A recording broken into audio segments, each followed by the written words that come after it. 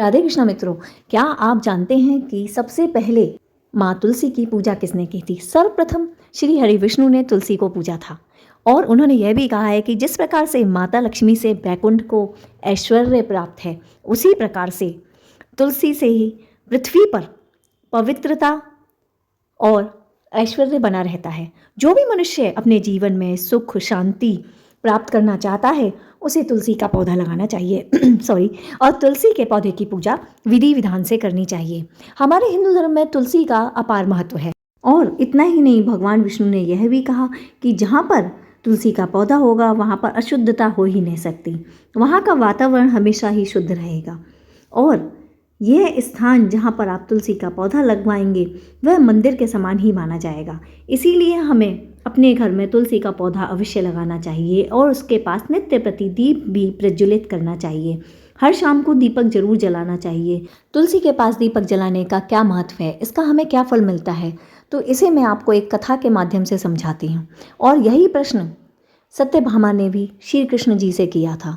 सत्यभामा जी श्री कृष्ण से कहती हैं, हे प्रभु, हे स्वामी, आपने मुझे तुलसी जी का महत्व तो समझा दिया है, तो कृपया पूर्वक आप मुझे यह भी बताइए कि हम संध्या समय में तुलसी के पास घी का या घृत का दीपक क्यों जलाते हैं और इसका क्या फल मिलता है, मनुष्य को इसका क्या ही पुण्य प्राप्त होता है।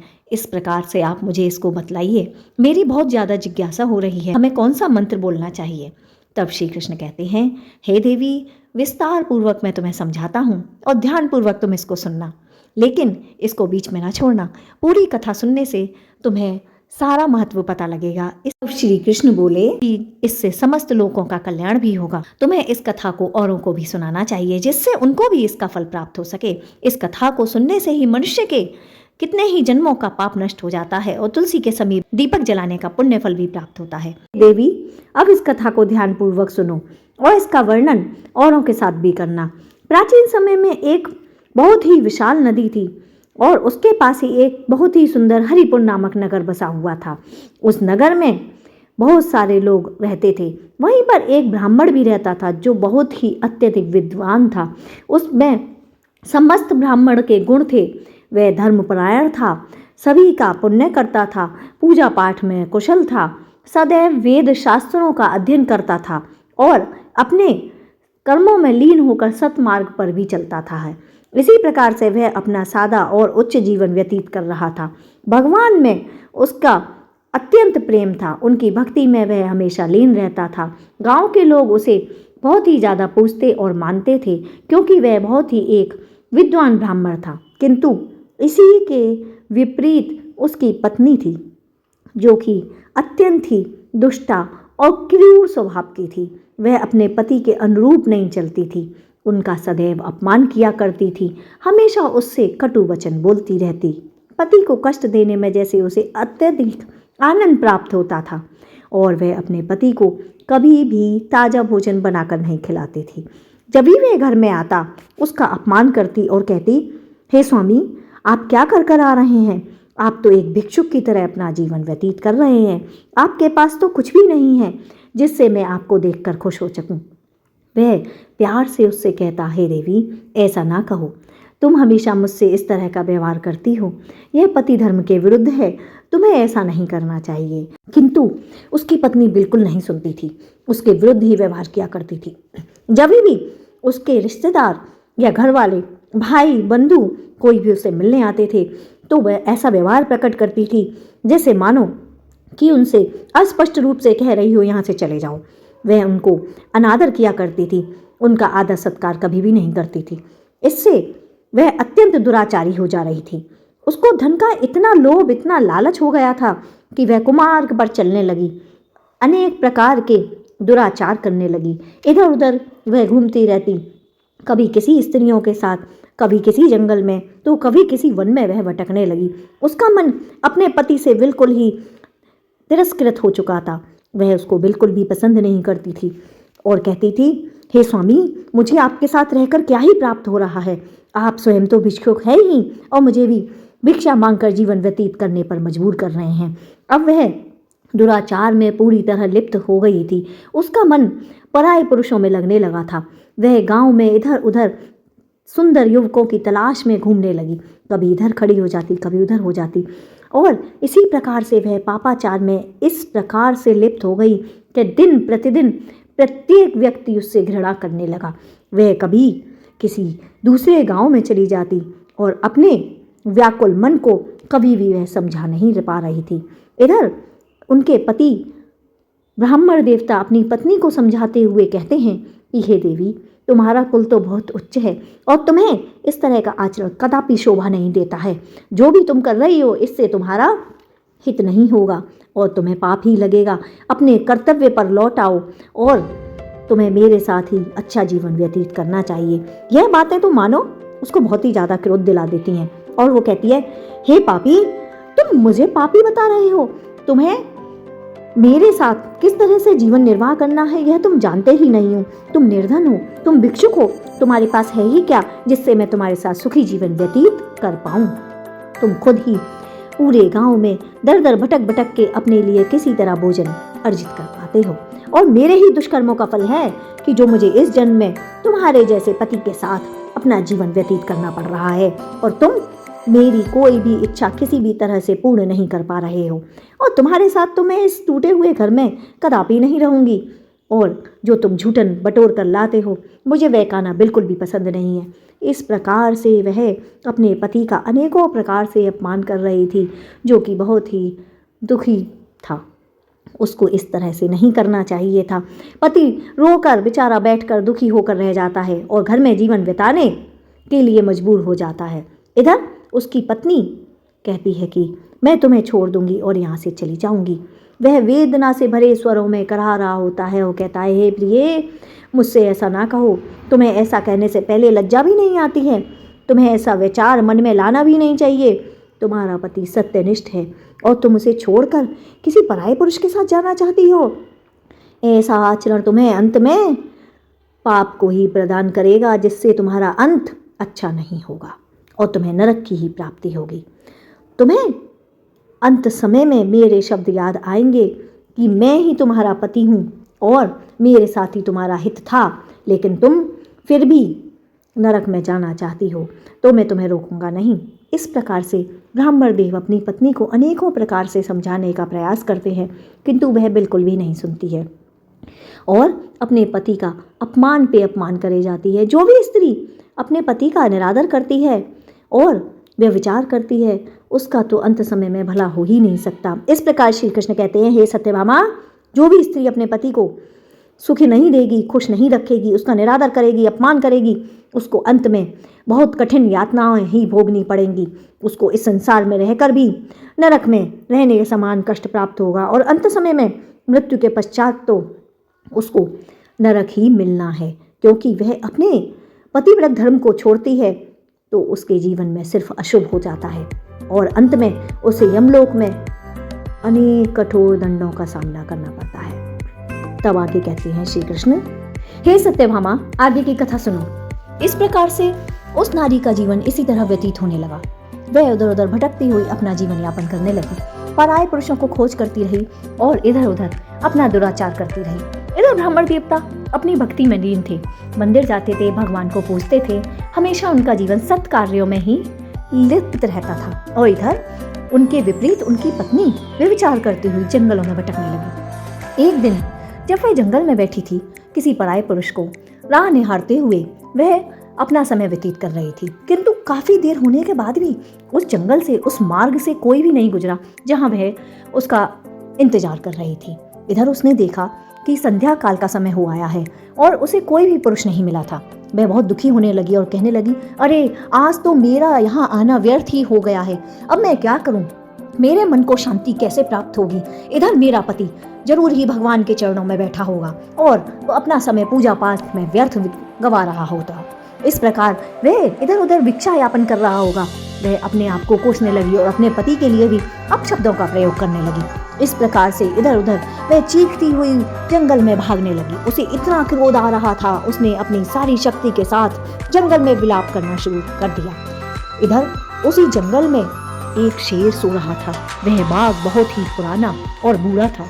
उसे उसकी आवाज सुनकर जब उसकी नींद खुली, उसे बड़ा ही क्रोध आया और उसने गर्जन किया और गर्जना करता हुआ उस ओर आ गया जहाँ पर वह स्त्री खड़ी थी और विलाप कर रही थी। वह बाघ उसके सामने आकर खड़ा हो गया और उसे देखकर तो उसका डर के मारे बुरा हाल हो गया। वह सोचने लगी कि अरे, मैं तो किसी पुरुष को पुकार रही थी, तुम कहाँ से आ गए। वह बहुत ही खतरनाक जान पड़ रहा था। उसकी आंखों में ज्वाला थी और वह अपने भयानक स्वर से चिंघाड़ता हुआ उसकी तरफ देखने लगा। उसे देखते ही उसको अपने भोजन की याद आ गई कि मैं बहुत बूढ़ा हो गया हूँ, किंतु यह तो मेरे सामने स्वयं ही चलकर आ गई है, मुझे शिकार के लिए ज़्यादा प्रयत्न भी नहीं करना पड़ेगा। वह उस पर गर्जना करता हुआ दहाड़ने लगा, किंतु वह बोली कि देखो, मुझे क्षमा कर दो, मैंने तुम्हें नहीं पुकारा था, तुम यहाँ क्यों आ गए हो। लेकिन वह बहुत शक्तिशाली था। वह अपने शिकार को धराशायी करने के लिए एक क्षण न लगाता। उसे बहुत ही ज़्यादा क्रोध आ रहा था, मानो वह एक पल में ही उस स्त्री को अपना शिकार बनाकर खा जाएगा। किंतु वह पापी स्त्री डर गई और बोली, आप मुझे छोड़ दीजिए, मैंने आपको नहीं पुकारा था, मैं तो यहाँ ऐसे ही आई थी। और डर के मारे उसका शरीर कांपने लगा। वह इधर उधर अपनी सहायता के लिए किसी को देखने लगी, पुकारने लगी, किंतु वहाँ पर कोई भी नहीं था कि वो उस बाघ से भाग पाती।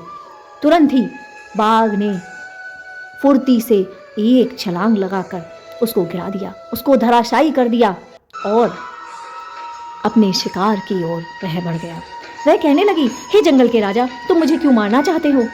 मैं तो तुम्हारी प्रजा हूँ और मैं तो यहाँ अपने पति को ढूंढने के लिए आई थी। तुम मुझे छोड़ दो, मुझे जाने दो, मेरा पति मंदिर में बैठा हुआ मुझे याद कर रहा होगा। तो वह बोला, पापी स्त्री, मैं तुझे जानता हूँ, मुझे सब कुछ पता है, तू कितनी पतित है और मैं स्त्रियों का ही शिकार करता हूँ जो इस तरह से वे विचार करती हैं और अपने पति को धोखा देती हैं। किंतु वह बोली रोते हुए कि आप स्त्रियों का ही शिकार क्यों करते हैं? मैंने तो आपसे कुछ भी नहीं कहा है, आप मुझे क्षमा कर दीजिए, मुझे जीवन दान दे दीजिए। किंतु उस बाघ ने उसकी एक बात न सुनी और वह बाघ कहता है कि मैं तुम्हें अपने पूर्व जन्म की कथा सुनाता हूँ। मैं पूर्व जन्म में एक ब्राह्मण हुआ करता था। मेरे पिता बहुत ही तपस्वी थे, धनी भी थे। हम 4 भाई थे, मैं उनमें सबसे बड़ा था, किंतु मैं बहुत ही लोभी था। मेरी निगाह हमेशा अपने पिता के पैसों पर रहा करती थी और मैं दिन प्रतिदिन पापी होता जा रहा था। पाप कार्यों में लिप्त रहना जैसे मानो मेरा शौक ही बन गया था। मेरी युवावस्था बढ़ रही थी, उसी प्रकार से मेरे धन का लोभ भी बढ़ता जा रहा था। मैंने बहुत सारे यज्ञों का आयोजन किया क्योंकि मैं अपने पिता से धर्म कार्य में निपुण हो चुका था। अधिक से अधिक दक्षिणा प्राप्त करना मेरा कार्य जीवन का उद्देश्य था। मैंने अनेक तरह के यज्ञ करवाए, वहाँ से मैंने अन्न ग्रहण किया तो किसी से धन लिया। अनैतिक कार्यों में भी मैं बहुत ही बुरी तरह से लिप्त हो चुका था। मैं पूरी तरह से धर्म के मार्ग से भ्रष्ट हो चुका था। मैंने वो दान दक्षिणाएं भी ली थी जिन्हें सच्चे ब्राह्मण को ग्रहण नहीं करनी चाहिए। लालच ने जैसे मानो मुझे अंधा ही कर दिया था। मेरी बुद्धि दिन प्रतिदिन भ्रष्ट होती जा रही थी। किसी ना किसी बहाने से लोगों को छलना और उनसे कपट करके धन ऐंठना, धन प्राप्त करना मेरा व्यापार बन चुका था। मैं पाप की राह पर चलता ही जा रहा था। मेरे सामने सब कुछ समाप्त हो रहा था, लेकिन मैं उसे देख नहीं पा रहा था। धीरे धीरे मैं वृद्धावस्था को भी प्राप्त हो गया, लेकिन मुझे इसका भी भान न रहा। पर मैं अपने कार्यों में लिप्त रहा। मैं कभी किसी से चोरी करता तो कभी किसी से धन ऐंठता, कभी झूठ बोलता, कभी उल्टे सीधे पूजा पाठ करा के लोगों को छलता था और मैं अधर्मी बन चुका था। एक दिन मैंने कुछ धूर्त ब्राह्मणों के साथ मिलकर नदी के तट पर यज्ञ का ढोंग रखा और वहां पर अनेक मंत्रोच्चार करने का दिखावा किया। कितने ही श्रद्धालु वहां पर आए और उनको मैंने मूर्ख बनाकर कितनी दक्षिणा ही बटोर ली।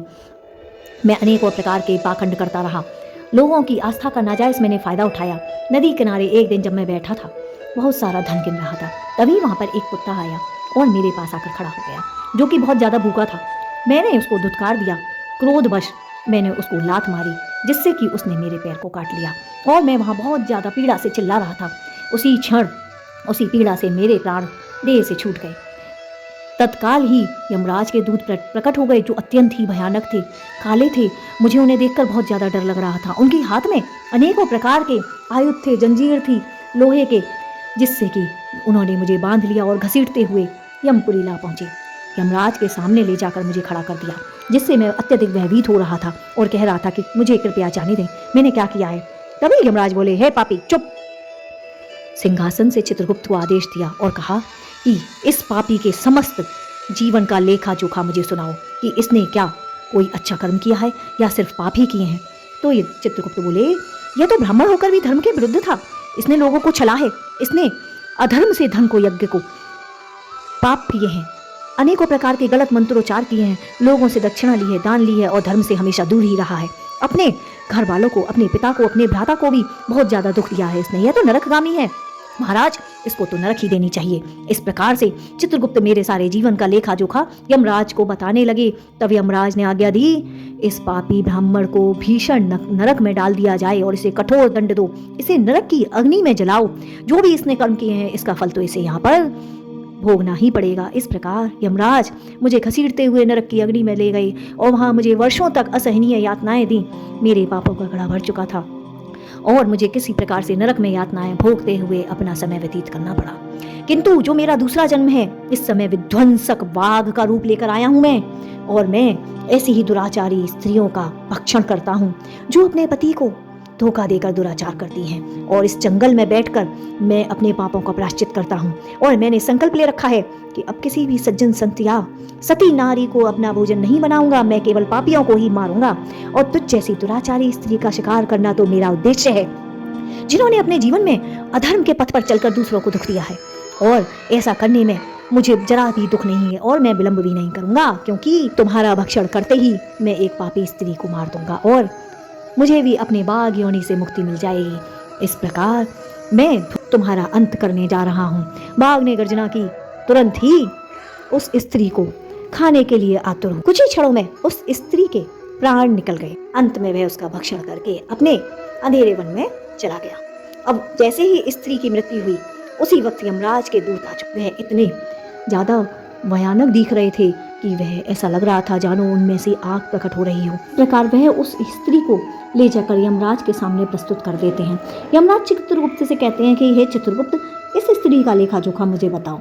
तब चित्रगुप्त कहते हैं, हे महाराज, ये तो बहुत ही पापी और दुराचारी स्त्री है। इसने तो अपने पति को कभी भी सुख नहीं दिया है, इसने उनकी सेवा नहीं की है, इसने सिर्फ और सिर्फ उनको धोखा दिया है, व्यभिचार किया है, पराये पुरुषों के साथ इसने समय व्यतीत किया है।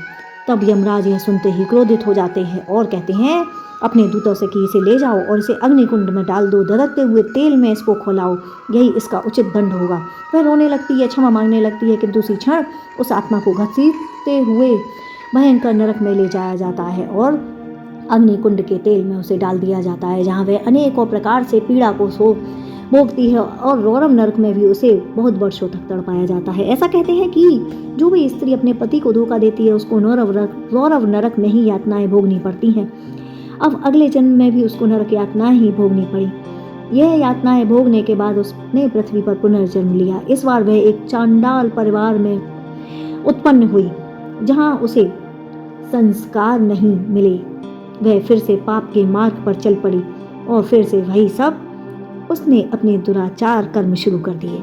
अनेक प्रकार से अनेक पुरुषों के साथ उसने व्यभिचार किया, जिससे वह पाप के कुएं में धंसती ही जा रही थी। कुछ वर्षों के बाद फिर से वह परिणाम सामने आया और उसको वह पल पाप भोगने का समय आ चुका था। उसको अनेकों प्रकार के रोगों ने घेर लिया था। वह अपनी पीड़ा से तड़प रही थी, कराह रही थी, कोई भी उसे अपने पास नहीं बिठाता था। वह दिन प्रतिदिन रो रही थी, उसकी आंखों की रोशनी भी चली चुकी थी। असहाय दर्द से वह तड़प रही थी, मानो उसके पाप ही उसको कचोट रहे हों और काट रहे हों। यह अपने कर्मों को याद करते हुए किसी तीर्थ स्थान पर चल पड़ी, यह सोचकर कि उसको इस पाप से मुक्ति मिल जाएगी। वह पवित्र तीर्थ में जाकर स्नान किया और वहीं आश्रम के निकट रहने लगी। वहां उसने देखा कुछ स्त्रियां आती हैं और एक पौधे के पास दीप जलाकर चली जाती हैं। एक दिन उसने एक स्त्री से पूछा, हे देवी, आप यह क्या कर रही हैं और ये कौन सा पौधा है? इसके समक्ष आप दीप क्यों जलाती हैं? इसके पूजा करने का क्या फल है? कृपया पूर्वक मुझे भी बताएं। तब इनमें से एक स्त्री बोली कि यह तुलसी का पौधा है और हम शाम को इसकी पूजा करते हैं, घी का दीपक जलाते हैं।